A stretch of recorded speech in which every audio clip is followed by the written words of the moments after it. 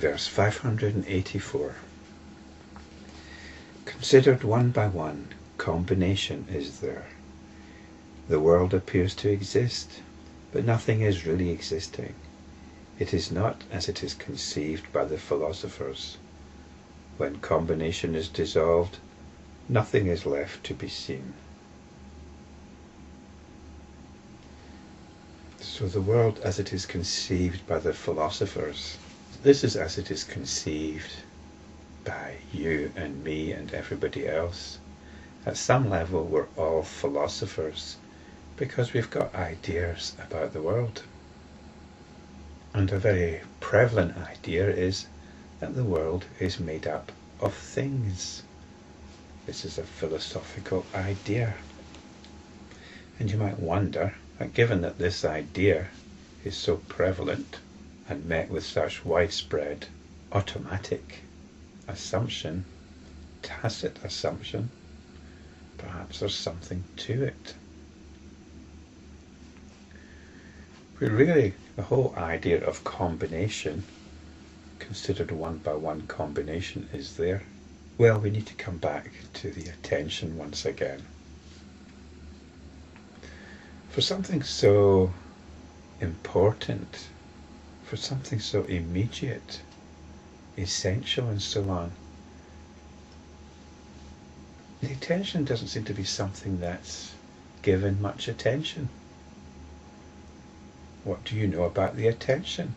Well, you might have heard of attention deficit syndrome or something along those lines. It's the problem if you have trouble paying attention to things. But that's it. That's it. This thing that you're using right now, this thing that we all need in order to get anything done, we don't really know anything about it.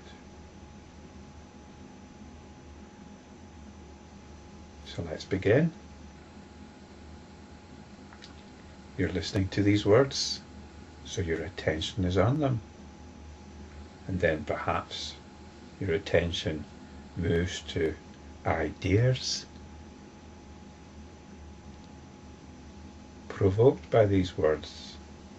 And then perhaps your attention might move to certain feelings, certain emotions, perhaps a feeling of inspiration, or a feeling of perplexity, or of boredom.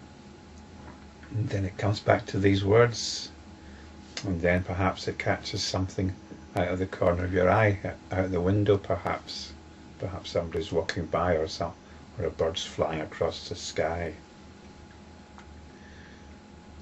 So it isn't just that there are lots of things that the attention is focusing on.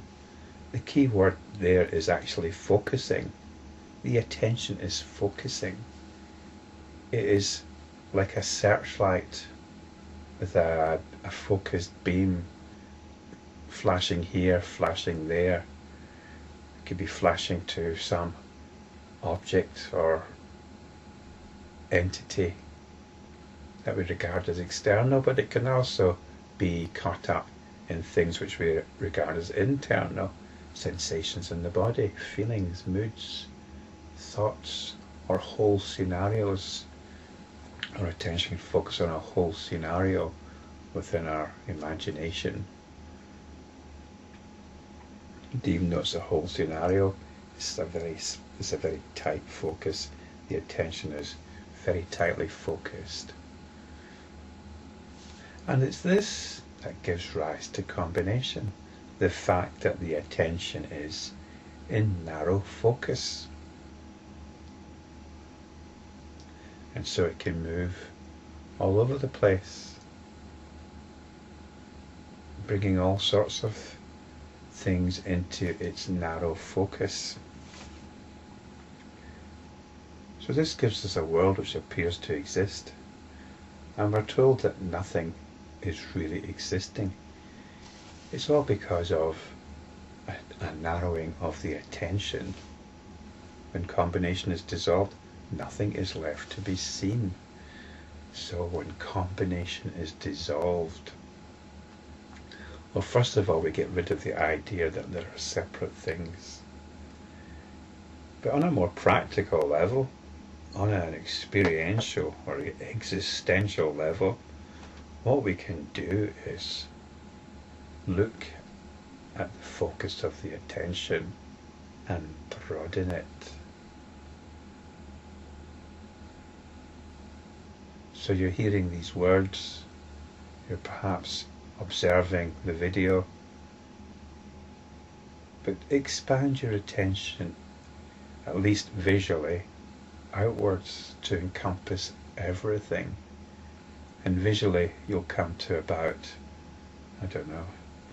200-degree limit, which includes your peripheral vision.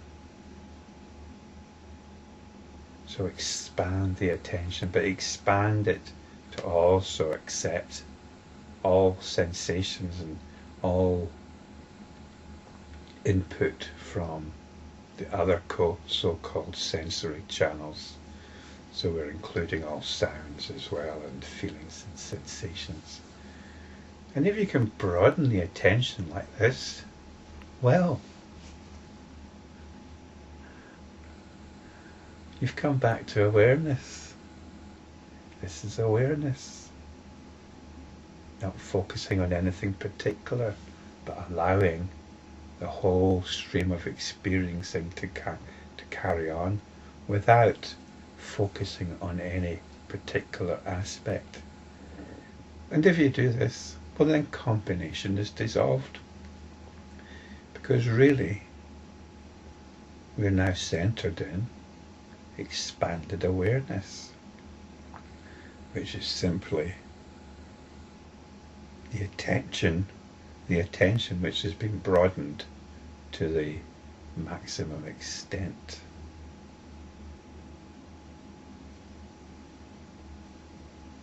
Perhaps the last obstacle to this is getting caught up in thoughts, getting caught up in ideas.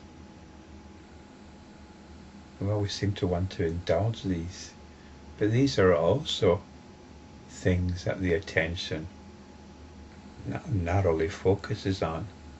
So we broaden the attention again, so that it simply accepts all of that which is going on, including thoughts about what is going on. But we don't focus on them, we don't narrow the attention on them.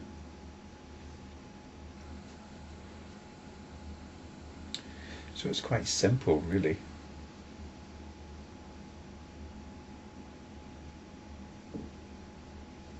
What we have here is another way of coming back to full,